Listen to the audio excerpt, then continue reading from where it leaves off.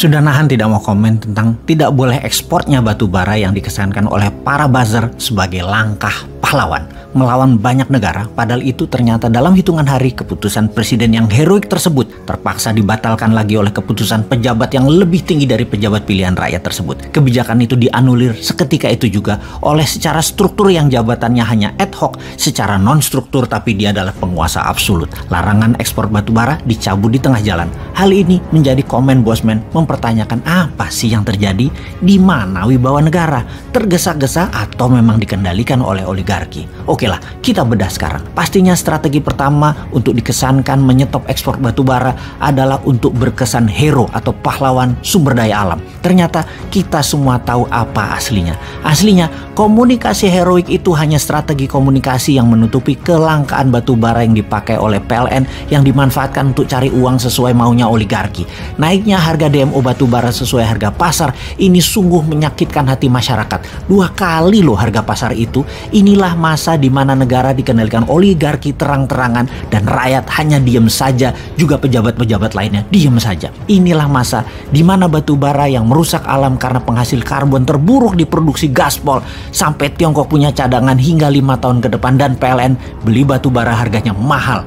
Harga pasar. Efek dari gaspolnya batu bara tadi di mana oleh New Mine kalau berkuasa akan ditutup, ada 2 hal yang akan terjadi. Yang pasti terjadi adalah naiknya hutang APBN atau naiknya tarif dasar harga listrik. Kalau tarif dasar harga listrik tidak dinaikkan, maka subsidi beli batu bara PLN pasti pakai APBN. Kalau APBN nggak kuat, harga listrik negeri Wakanda akan menjadi negara bertarif listrik termahal di dunia dibanding dengan income per kapita penduduknya. Sungguh, menurut Bosman yang otaknya sederhana itu, menaikkan harga DMO batubara sesuai harga pasar adalah keputusan terblunder menambah daftar amburadulnya manajemen bernegara. Lalu membuka lagi ekspor batubara adalah juga tidak pas, harusnya main cantik terutama ke Tiongkok. Ups, maaf lupa. Tiongkok harga mati ya. Lupa gua. Lanjut. Oke lah, sesungguhnya mainan tingkat tinggi di atas itu nggak akan terasa ke rakyat kecuali harga listrik naik.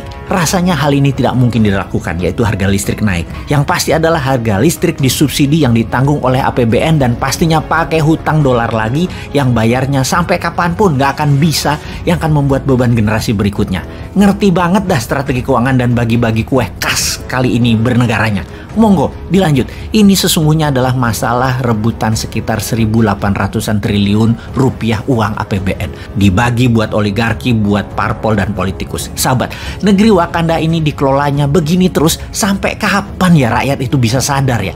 Ibarat kita ini pegawai, perusahaannya hidupnya tuh ngutang, omset turun, profit nggak ada. Lalu pemilik dan pengelola perusahaan ngutang sana sini dengan menjamin aset perusahaan negara. Rakyat yang cuek dan tidak sadar akan bilang yang penting gua kan digaji, dinaikin lagi gajinya biar nggak ngomel maksudnya. Sebenarnya kalau kita lihat pembukuan sudah parah ini perusahaan. Pejabatnya banyak yang sudah punya pengaman aset di luar negeri, ngumpulin harta selama menjabat dengan mengubah banyak kebijakan perusahaan yang menguntungkan dirinya dan kroninya. Rakyatnya alias pegawainya sesungguhnya sudah di pinggir jurang dan pemilik perusahaan tersebut yang sesungguhnya pegawai juga karena public company tidak sadar karena masih dapat dividen walau dari pinjaman semua, dan ini membuat mereka terlena. Tapi oke deh, daripada terus ngomong hal yang fakta, lebih baik kita tambahin dengan video berikut ini. Kalau kita bicara 50 tahun yang lalu, jarang ada oligark yang langsung menjadi kandidat yang berkampanye dan coba menang. Dan itu sebenarnya karena oligark itu takut terekspos. Mereka lebih suka di belakang layar, tapi menentukan apa yang akan terjadi, siapa yang akan naik, siapa yang tidak akan naik.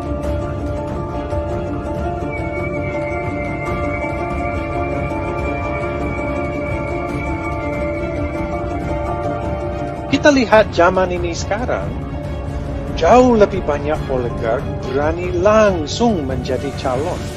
Nah, apakah ini baik atau tidak? Di satu sisi, mungkin ini baik karena lebih transparan. Kalau dunia ini dikuasai oleh oligark, lebih baik kita lihat mukanya langsung. Dan mereka duduk di DPR, di kursi presiden. Turunan dari merebaknya oligark ini ke political corruption.